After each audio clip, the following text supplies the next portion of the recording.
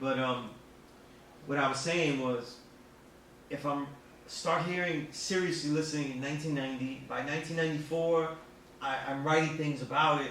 1996, I'm published, like out there, like getting paid in Vibe in 6 years.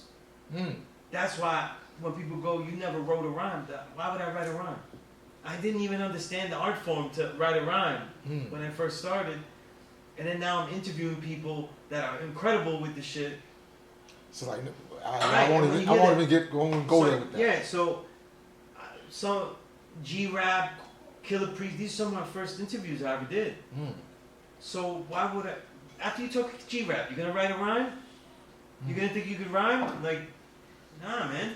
And then I would interview people that were local or just starting and stuff, but when they tell me their history, they're like, yeah, I've been rhyming since I was 7 years old. Like, they'll say some shit like that. I'm like, damn, I kind of didn't put the years in. You know what I mean? Like, why would I even try to do that? And I didn't feel all those years I was trying to change journalism to be a creative expression for myself, as opposed to doing other elements of shit. That's why I didn't try to rhyme. I was like, no, I'm gonna make this the creative outlet and have people respect it creatively. You know, it's just that people don't know that because in all the magazines I was in, they wouldn't let me put that in there. A lot of magazines publish my work and erase the top. You know, so like if you notice, I put that poem on the top, or I have like the creative prose in the beginning. They would cut my shit off like frosting. You know what I mean? And a lot of my pieces don't have the tops, you know what I mean? Or they have reworked and reworded middles, you know?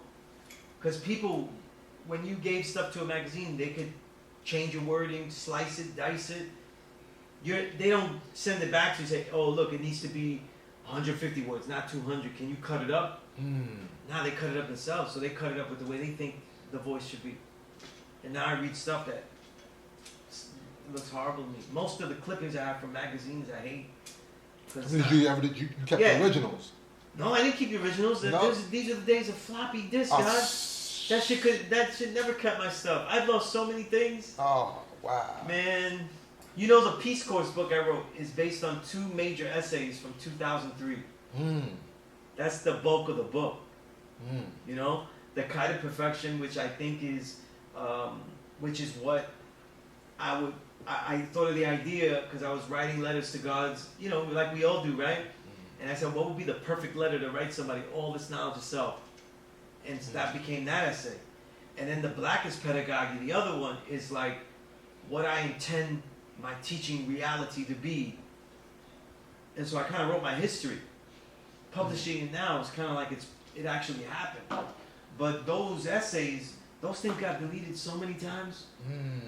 I wrote those. I remember once with the big, you know, you have the big desktop and stuff. I remember once when my oldest was little, she actually pressed the button off. Oh. God, I had to go into a different room. She was so tiny. I went into a different room, God. I closed the door and I just started punching things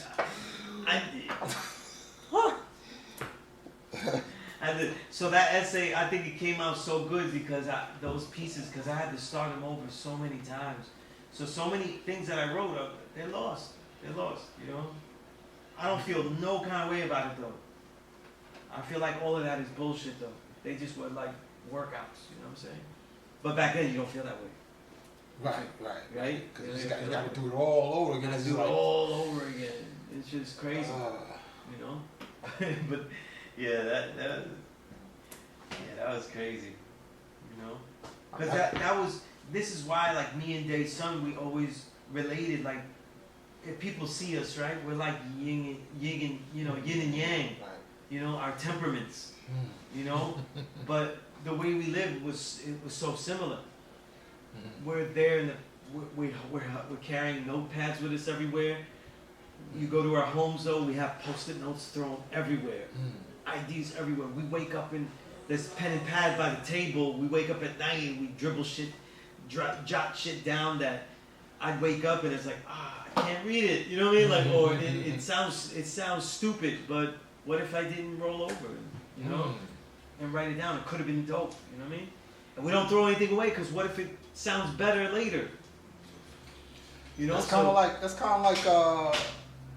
when I would sample beats or sample Right. songs, and I'm like, after I sample it, it's like I don't like it. But now I have a Right. with Logic, I have Apple loops, so I get to keep them. So I may sample it, but then like a few weeks or months or even years later, I may come back to it like, You might oh, figure out how to use it a better way, right? Right, yeah, right, that's right. the thing, yeah. Because to me, over the years, like people say how you write. To me, writing is like they're like puzzle blocks, guy. That's how it looks like in my head, though. Pieces, you know, puzzles. So they're like pieced together blocks. You know, this is why I don't write on paper well anymore. Because on the phone and definitely on the laptop, I could rearrange things easier. You know. So I don't know when people say that I only write on paper because that's a real writer writes, and I'm like, If Mega did this.